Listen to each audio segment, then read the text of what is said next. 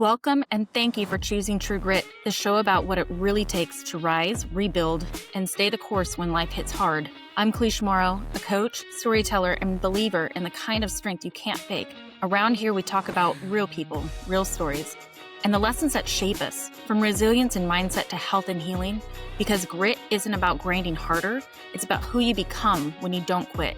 Let's get into it. Hello and welcome to True Grit Podcast. I am Kalish Morrow. I am your host here on this podcast. And today's topic, I wanted to get into like those green flags and red flags of hiring a coach, how that affects your progress, and then how you can kind of take these tips to apply them to your own training. Say if you are kind of a DIYer, you go at your own pace or you're getting into it on your own, you can use these tips to apply to your own training as well. Because I believe that there's a lot of misinformation out there and just a lot of this old way of thinking that's not really effective. It's common knowledge, but it's not best practices, if that makes any sense. So the reason I wanted to get into this, what sparked this whole conversation for me was it was the beginning of the year. I went to the gym for my workout. Of course, there's a ton of people in there. Beginning of the year, kind of put up with it for the first couple weeks. Put up with it. It's kind of a double edge for me because on one hand, yes, I want my space in the gym and be able to get through my workouts and not have it be crowded. On the other hand, though, I do love to see people in there really being an active participant in their own health journey. So at this particular time, of course, there was a lot of extra coaches in there working with their clients, and looking around in the space, I still see there's so much room for improvement. There are a lot of really great coaches out there. And then there are also some, like, I would just say mediocre. And so I felt the need to come and talk about like what's a green flag, what's a red flag, to give a bit about my own experience. Like, yes, I am still a very new coach. That is also to say that experience doesn't always make the difference. Now, when I get in my own way and I start to feel this imposter syndrome coming on because I still have so little experience in the industry, I take pride in how much I have put myself out there to learn good techniques, to be surrounded by excellent coaches, to learn from them, to be able to communicate with them when something's coming up for me, or see when they're having some struggles and be like, oh, wow, I actually have some answers to these problems. So again, I wanted to bring that up because a lot of times experience does matter, but it is not the end all be all. Somebody could have 10 years experience on their resume and they might not necessarily be a good coach. You want to look at their track record and, how have their clients progressed in the in the past. Beyond basically pulling up their resume and asking for references, you want to be looking for specific things. And I'm going to get into that in a minute. But to go back to the original story of going into the gym and kind of taking a look around. And in one instance, I did hear a client voice some concern over an exercise that his coach was going to have him do. There's a couple different ways to go about it. Maybe go ahead and have them do that exercise and then see how they perform, if it's really just all in their head, or if you really need to regress it. In this case, the coach really needed to regress that movement. And by regress, I mean like take it back a few notches, whether it be lighter or even different exercises that support you up to that level. In this instance, it was like walking lunges, which requires a lot of stability and being able to go to the depth that you want to be able to go into. And this isn't a how-to on lunges or anything, but just using that as but unfortunately, he was running through the whole exercise and you could tell it was a very uncomfortable exercise for that client. It was not an appropriate exercise for that client. So many different things that you can do to build up that strength and regress it. So that's just something that I kind of want to touch on. And now that I have that story, I have 5 different green flags that you can look for when you are hiring a coach or if you're working with a coach and maybe you need to switch to a different coach. But the first one is, are they having you practice the big lifts? The big lifts being your squat, your bench press, your overhead press, your bent over row, and your deadlifts. Now, the reason why I bring all of those up is because these are very functional exercises. These are how you do life. And some of them are going to sound very intimidating, like a deadlift. But when you start to think about how they apply to real life, they're not as intimidating. You realize how functional they are.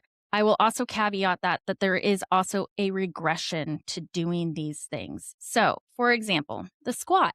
Squat is something that we do every day. We are getting up and down, out of our chairs, out of the car. That's all that the squat really is. Now, the regression for that, like you don't have to be getting out there and go gung ho and get underneath a barbell or anything. However, you can just do sitting down and getting back up without your hands, and then move on to doing that same exercise with a weight, something like a dumbbell or whatever that you have handy. And then you work your way up if doing a body weight squat is too difficult. And then so on and so forth. So a squat is really, really important that you need to be having inside that programming. So programming being how your workouts are structured. And they should be structured in a way that each month you're getting better and better and better. Now, when it comes to like a bench press, that is just a pushing motion. That is being able to push something away from you. That could be a heavy object. It could be a door. That is also like just one of these very basic movements. Same thing with an overhead press. You are putting things away in an overhead cabinet. Maybe you're traveling and you're trying to put your stowaways up overhead. There's so many applications to the overhead press. And again, regression is important too. If things are really, really difficult, there might be some other things that you need to do to help you avoid injury, strengthening up those ligaments, like so many different things. So if you can't do an overhead press, you want a coach that is going to help you work through the process to be able to accomplish that exercise and then get stronger at that as you go along. Now with the bent over row, same thing. You're just picking things up off the ground. That also complements a deadlift. Deadlift, it's just both are similar in the functional sense of picking things up off the floor, really. That's really what it comes down to. Being able to bend down and pick up the groceries and go on and do the rest of life. So if you're working with a coach who isn't even thinking about getting you to that level, then that is some pause for concern. Now, the other thing is, are they tracking your progress? I see a lot of coaches, I'll be out there on the floor. They'd have no notebook in front of them. They have no tablets or anything to where you can see that they are physically tracking their progress. I don't know how a coach can go ahead and just memorize how many reps you're doing, how much weight you're doing. I have an issue just doing that for myself. I track all of my stuff in an app that I use for my personal programming. So that way the next week I can see how much weight did I do? How many reps did I do? So I can continue to increase as I go. There's a lot of examples on how that all works. I would like to get into that in another podcast. That's something I can really get into.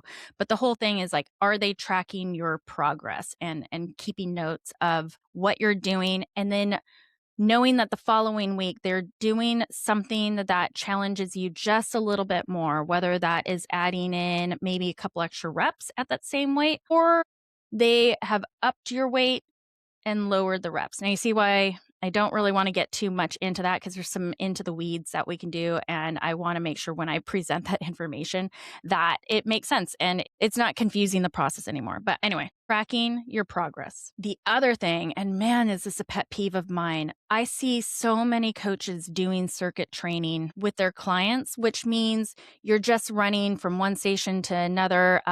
You're doing one exercise and then running right into the next exercise and then the next. What you want to be doing, hold on, actually, I'm going to back that up.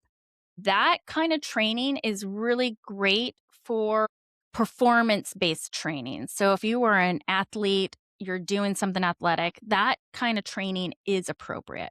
But for most people I see going into the gym, it's not always the most effective or efficient way to get you to your goals. There's going to be some caveats in there, but generally speaking, what you want to see your coach doing is 3 to 5 sets where you are getting rest in between those sets. So let's use bench press, for example. If we want to be doing 3 to 5 sets, that means for each set, you're doing a certain amount of reps. When you push the bar, let it come back down, push the bar again, those are your reps. So let's say you're doing 5 reps per set. Once you get done with those 5 reps, you are then taking a 2 to 3 minute rest in between. I could get into all the science behind all of that, but quite honestly, it's really just your energy stores are resetting. So that way, the next set, you are feeling more refreshed and able to go at it 100% again, rather than just going to where you feel fatigued. So again, in between each set of reps, you are getting an adequate rest time. You're usually doing 3, maybe 5 sets. It depends on whatever the programming is, but that is what you want to be doing, rather than just doing that 5 reps or 10, 20, however many that they have you do. And then you get right up and now we're going to go over and do lunges. And now we're going to do this. And now we're going to do that. You see what I mean? When you do the circuit type training where you're jumping from thing to thing to thing, it's not the most effective way of training you. And yet I see a lot of people either training themselves that way or being taught by a coach how to do that. So another red flag for me, and this one's a really easy one to recognize, but are they having you do cardio before you do your resistance training? And what I mean by cardio, I don't mean like get on the treadmill and walk for a few minutes. That's fine. What I mean is you go get on the machine and jog for 5 minutes, or do the Stairmaster for 5 minutes, or get on the row for 10 minutes. That's not how you should really be starting your weight training session. And again, it goes back to that energy. You want that energy so you can get the most out of moving weights efficiently, really being in your body and not feeling overly fatigued. I know a lot of people will claim like, oh, it's a warm up. But if you ever listen to Mark Ripito, he will also debate you and say the body is already warm. Now there is something to say about going and starting to create some movement before you start to do your exercises. But it doesn't mean getting on the treadmill and just killing yourself before you even start your workout. You're just going to go right into that workout feeling fatigued.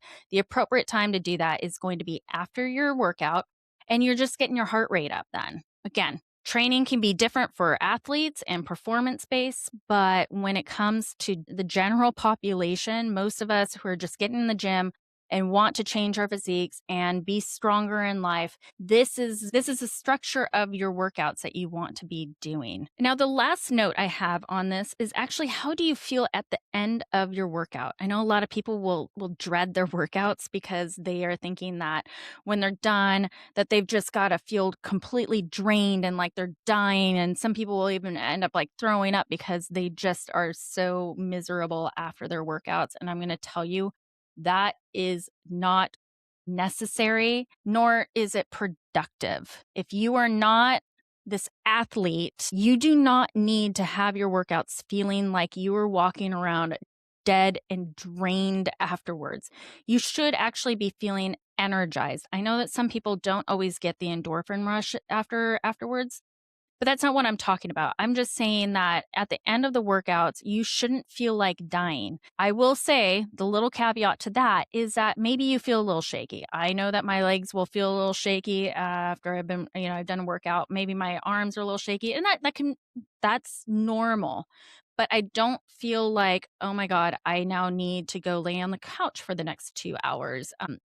So in general, you should be feeling better after your workout than when you began, not worse and like you're dying. So I won't go into too much about how this impacts your progress because I feel like it's pretty well implied. If you're not getting good workouts, if they're not efficient, if you are just feeling drained, there's a lot of like 2 steps forward, 1 step back. There's a lot of plateaus as well if you're just not training effectively. That's things like where people were going and doing curves for the longest time. I believe that there's still some around, but they've kind of died out. I know one of the things that when people were going and doing curves is they would see progress in the beginning, but then that would just plateau because the kind of training that they're doing, which is still like a lot of the same training that I see a lot of people doing or even coaches working on with their clients, is that there's a thing that we call newbie gains. And it's that initial adaptation from the body that has to kind of change so it can keep up with the new demand, but then you plateau. That goes back to what I was saying earlier of why it's important to be progressing each week and having either your reps increasing or the weight increasing and so on and so forth. But when you don't have good, efficient programming like that, you can expect plateaus. Now, that's not to say that people who are using my kind of methodology do not see plateaus. Like you can only lift so much eventually. After years of lifting, you're going to hit just this pinnacle, and it's not really going to go up much more. But there are still different things that you can do that keeps your body challenged and keeps you progressing on different levels. Maybe your goals change a little bit too. Maybe you want to start doing handstands and different things. Just everybody's goals are going to be different. I'm just throwing out some random stuff, but there's a lot of creativity that you can have as the years go by and you're training. But we just always want to be able to see that there's some sort of progression going. And we definitely don't want to see regression happening. And so the final thing I wanted to get into with all of this was really just how to apply this to yourself if you aren't working with a coach. And really it's just taking the notes that I have you taking for looking for those green flags and applying them towards your own training. Are you practicing the big lifts? Are you training with progressive overload, as I stated, with the extra reps or the extra weight? And how do you understand how that all works? Are you training them effectively where you're doing 3 to 5 sets of them, getting plenty of rest in between, not just banging them out? Are you doing cardio before or after? You want to be doing the cardio afterwards. And then are you feeling energized after that? There's a lot of resources out there if you want to just keep doing this on your own. I did mention Mark Ripito before. He has multiple books out there. One of them is Starting Strength. He goes over all of the big lifts and the mechanics behind that. There's some great podcasts out there. There are some different programs too. So many really great trainers out there. And so if you do want to go and subscribe to somebody's membership, that is something that you're able to go do while also keeping in the back of your mind, like, is this programming doing what I have suggested for you to be looking out? And since I have mentioned memberships, I would be remiss if I don't mention my own, which is the Move Studio. Is based off of my signature methodology: motivate, optimize, visualize, and embody. It is not, however, a full workout program like what you might find elsewhere. What it is a very simplified, condensed down virtual space where I give a very focused fitness tip. I will talk about nutrition. I always supply a 7-day recipe plan that's based off of some sort of theme, and it comes with a shopping list and some meal prep tips as well. And then I have a very potent lifestyle and or mindset type prompts that are put in there. Again, I've just simplified it down. I don't want things to be overly complicated. It's just something to really help you break through the noise and find potent things that will help move the needle for you more than just chasing after all of these other little things. I do get in there once a week and I drop little love notes, just maybe something that furthers what the topics are that month, answering some questions if people have that in there, because it is a community forum. It's hosted in Azura. It's kind of like a Discord or Slack, but really much more refined. Still very user-friendly. Once you join the program, you get instant access to everything. So again, that is my little plug for it. It is also currently only $11 that's the founder's rate.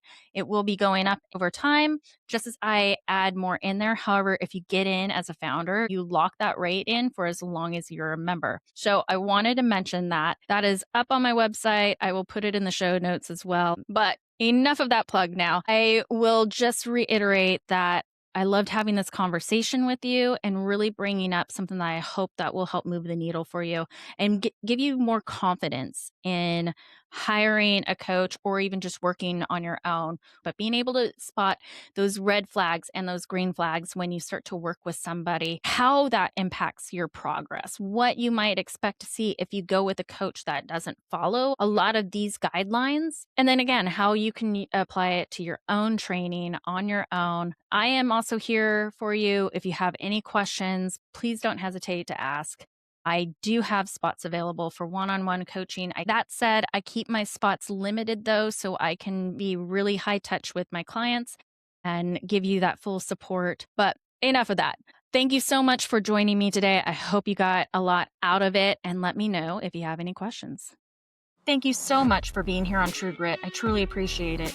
If this episode sparked something in you, share it, subscribe, or leave a quick review. It helps more people find these conversations.